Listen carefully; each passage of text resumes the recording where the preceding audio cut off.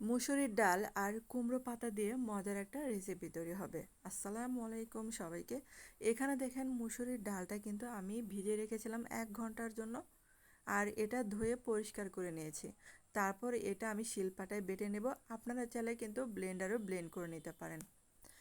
আর এখানে আমি পেঁয়াজ কুচি, তারপরে মরিচ কুচি দিলাম, হলুদের গুঁড়া দিলাম এখানে হাফ চা চামচের মতো, তারপরে এখানে 1.25 চা চামচের মতো লাল মরিচের গুঁড়া দিলাম, আর এখানে হাফ চা চামচ দিলাম ধনে গুঁড়া, তারপরে এখানে 1 চা চামচের একটু কম হবে আমি গরম মশলা গুঁড়া দিলাম, আর আদা রসুন বাটা দিলাম 1 চামচ, তারপরে যে জিরা বাটা দিলাম হাফ চা চামচ করে, আর এই যে স্বাদ মতো লবণ দিয়ে এখন এই যে ভালো করে এটা মিশিয়ে নিতে হবে। আর এটা হচ্ছে ঝালটা বুঝে শুনে দেবেন যেরকম ঝাল আপনারা খেতে পছন্দ করেন। তারপর এখানে যে কুমড়ো পাতাটা আগে থেকে ধুয়ে পরিষ্কার করে নিয়েছি। আর এখন এই যে ডালের মিশ্রণটা দেখেন আমি পোড়াটা পাতার মধ্যে এরকম করে মাখিয়ে নেব। আর বন্ধুরা যারা আমার চ্যানেলে আজ নতুন ভিডিও দেখছেন কিন্তু চ্যানেলটাকে সাবস্ক্রাইব করতে ভুলে গেছেন তাদের কাছে প্লিজ অনুরোধ রইল চ্যানেলটাকে সাবস্ক্রাইব করে আমার পাশে থাকতে পারেন। তারপর দেখেন এখানে প্রত্যেকটা ভাজার মধ্যে আমি যে ডালের মিশ্রণটা লাগিয়ে নিচ্ছি। আর এই মজার রেসিপি যারা এখনও খান নাই তারা কিন্তু অবশ্যই বাসায় বানিয়ে দেখতে পারেন, অনেক মজার হয়। এটা মানে শুধুও খাওয়া যাবে এবং গরম ভাত দিয়ে সাথে যদি একটু শুকনা মরিচ মানে ভেজে নেন দেখবেন যে অনেকগুলো ভাত খেতে পারবেন অনায়াসে। আর দেখেন প্রত্যেকটা ভাজের মধ্যে এরকম পাতলা করে লেয়ার করে লাগিয়ে নিতে হবে।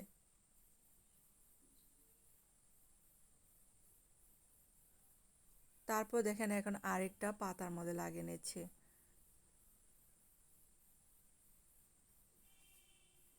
আর এটার মধ্যে মানে আপনারা অবশ্যই কিন্তু কচি পাতা যেটা বলে মানে সেটা দিলে বেশি ভালো হয়। আর এটাও কিন্তু সেম ভাবে আমি ভাজ করে নেব। আর বাঙালিরা তো শাক বলতে মানে পাগল থাকে, তো শাকটা যদি একটু অন্যরকম করে দেন দেখবেন যে অনেক মানে মজা করে খাবে। আর আমি তো এটা শুধু শুধুই খেয়েছি কারণ শুধু খেতেও অনেক ভালো লেগেছিল। আর আমি যেহেতু ঝাল খেতে একটু পছন্দ করি তার জন্য কিন্তু ঝালের পরিমাণটা একটু বাড়িয়ে দিয়েছিলাম। তো সবগুলো এরকম করে মাখিয়ে নিয়েছি। আর এটা ভাজতে কিন্তু বেশি তেল লাগে না, অল্প তেলে কিন্তু এটা মচমচে করে ভাজা যায়। তো চুলার আঁচটা কিন্তু অবশ্যই মিডিয়াম আঁচে রেখে দেবেন, কারণ হচ্ছে ভিতরে ডালটা থাকে, এটা যেন ভিতরে সুন্দরভাবে এটা রান্নাটা হয় তার জন্য মিডিয়াম আঁচে রেখে মচমচে করে ভেজে নিলেই হবে।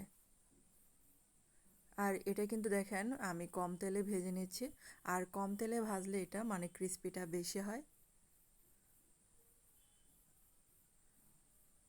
তো এটা কিন্তু দেখেন এখনও কিন্তু হয় নাই, তো এটা কিন্তু আমি আরেকটু ভেজে নেব। আর এটা হচ্ছে যত ক্রিস্পি করে ভাজা যায় খেতে তত ভালো লাগে। আর আমার ভিডিও যদি আপনাদের কাছে ভালো লেগে থাকে তাহলে কিন্তু একটা লাইক দিতে ভুলবেন না। তো দেখেন এগুলো কিন্তু এই যে হয়ে গেছে, চুলা থেকে নামিয়ে ফেললাম, তো হয়ে গেল আমার কুমড়ো পাতার বড়া। ধন্যবাদ সবাইকে ভিডিওটা দেখার জন্য।